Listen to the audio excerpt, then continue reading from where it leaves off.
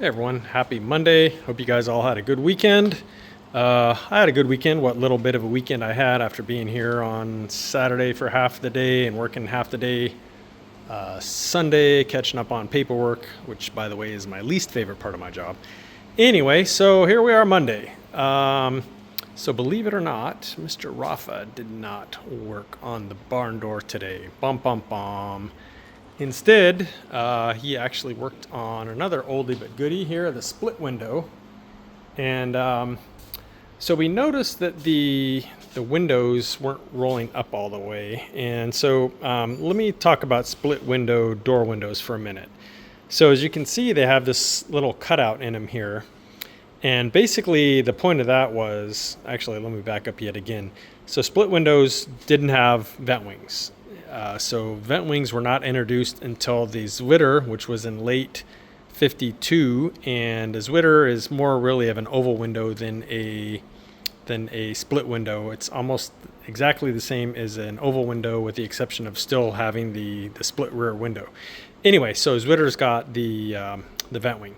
But on splits, true split windows, what I would call a true split window, they have this little cutout. And so the point of that is that you can actually crack the window a little bit and have this opening. I think it was probably made if you were smoking to help draw out the cigarette smoke, but yet not have the whole window down. You really just have this front corner here open. And so the way the car had been put together was that basically when you would roll the window up, this would go up to about the normal point, which is about that deep, and then stop. And so when the window was rolled up all the way, you would still have this big opening here, and it just was completely incorrect.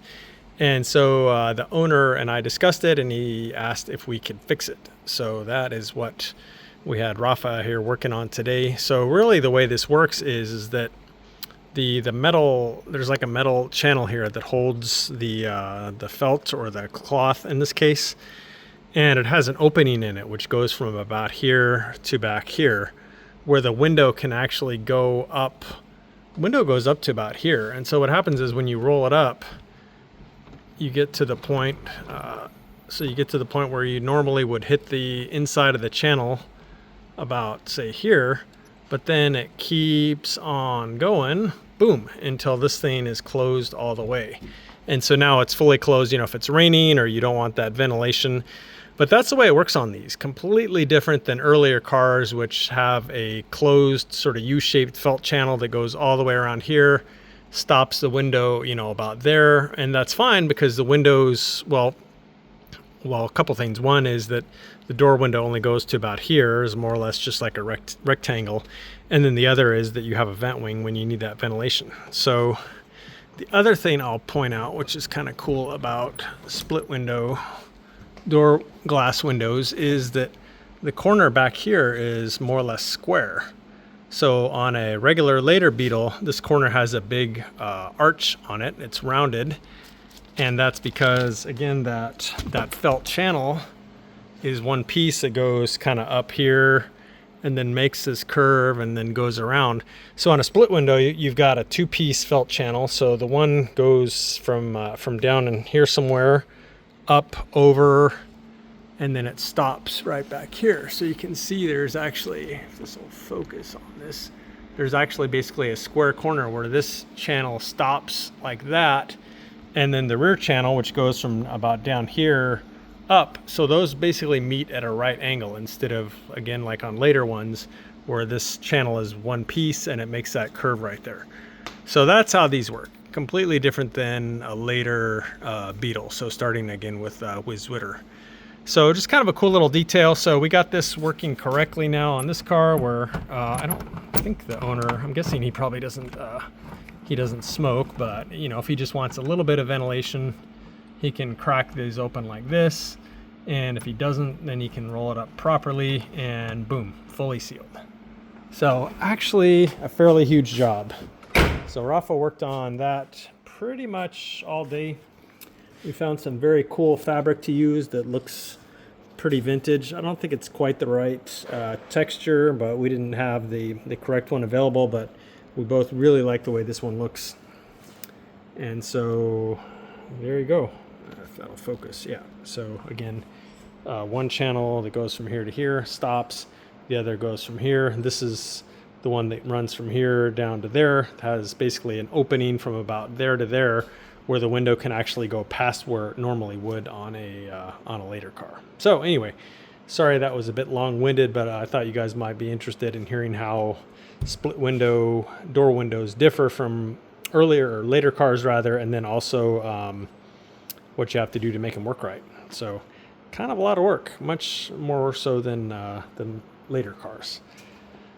So we finished the one today, and then this one, the channel itself is done and installed in here, both pieces.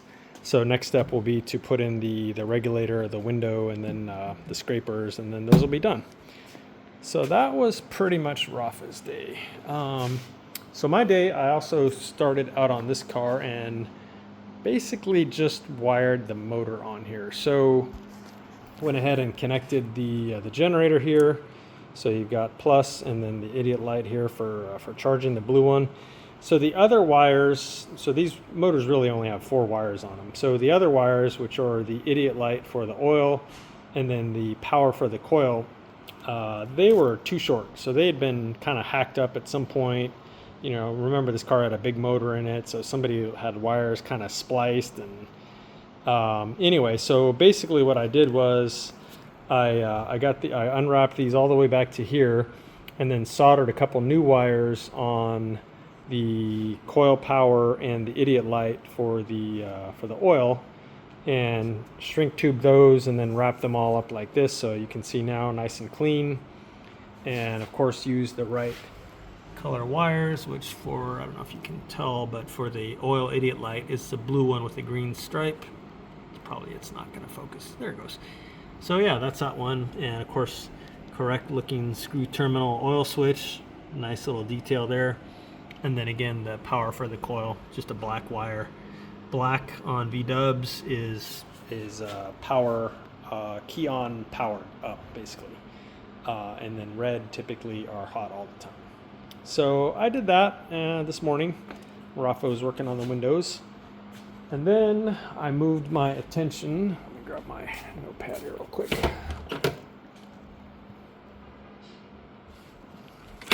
Then I moved my attention to this guy.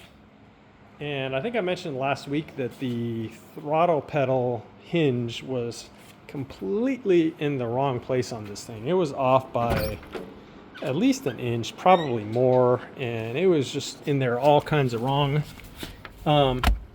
Unfortunately, whoever put it in there welded the hell out of it to the floor.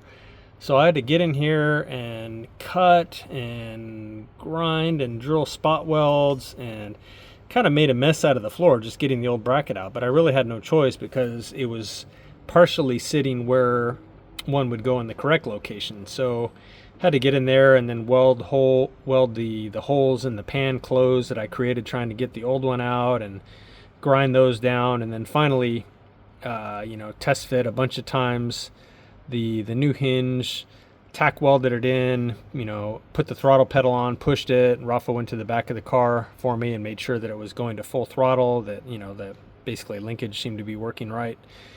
And then from there welded in the hinge the rest of the way, painted it, all that good stuff, and put the throttle assembly together. So the good news is now that this thing has a working throttle pedal, I can take it for a test drive. And so I just might do that tomorrow. We'll see. Not making any promises, but that was one of the reasons why I haven't been able to take this car for a test drive despite starting it and so on the other day. The other thing that I did, which also is important if I'm gonna, or when I'm gonna test drive it, is getting the hood latch mechanism sorted out. And so, let's see, I think it's latched right now. Yep. So I'll give this thing a little pull, and boom, up it comes. So it actually had the cable in there, which I hadn't noticed. So I just had to kind of straighten the ends of the cable out and then put it on the handle up inside the car, and then, you know, attach it to the lever down here, adjust it, and so on. So yeah, it closes really nice. You know, you don't need to slam these things, just give them a little push and that's it, locked down. So I did that. Let's see, what else did I do? I found a piece of hood to body seal. We had a spare piece back in our little collection of random seals, so I went ahead and added this one, which was missing from the parts with the car when I got it. Let's see, just other little details here. I made and installed the little wooden board that goes onto the battery cover. So he had a nice battery cover, but it didn't have the piece of wood on it. So cut one of those and made it and put it in there. We still use the little cover that kind of comes on batteries just as double protection. But yeah, we always go ahead and put the piece of wood in there because it's correct. And you can even see it when it's on. You can see the wood kind of through those little cutouts where the prongs go. So kind of a cool little detail, which of course we love. So there's that. So I can do the final kind of install on the battery now. Put the boot on the e-brake lever.